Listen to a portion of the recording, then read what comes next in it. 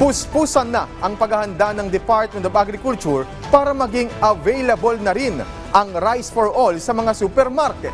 Si Vel Custodio ng PTV sa Balitang Pambansa. Ikinatuwa ni Nanay Estrelita na mabalitaan na magiging available na ang Rice for All program ng kadiwa ng Pangulo sa supermarket. Doon na ako sa mura kasi at least yung mga hindi na-afford namin ng mahal eh. At yung mga mura ay parehas din ng mahal, parehas din ang kain namin, malambot din, tsaka maalsa. Di doon na sa mura. Puspusan na ang paghahanda ng Department of Agriculture para maging available na rin ang Rice for All program sa supermarket.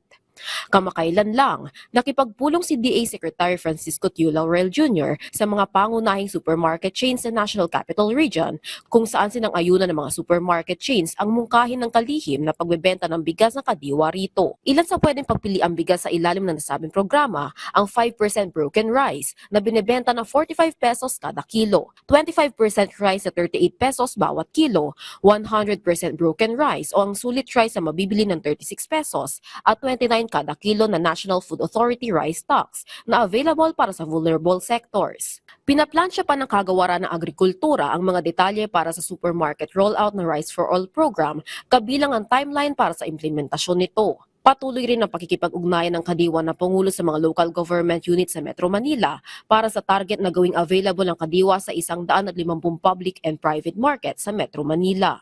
Mula sa People's Television Network, Vel Custodio, Balitang Pambansa.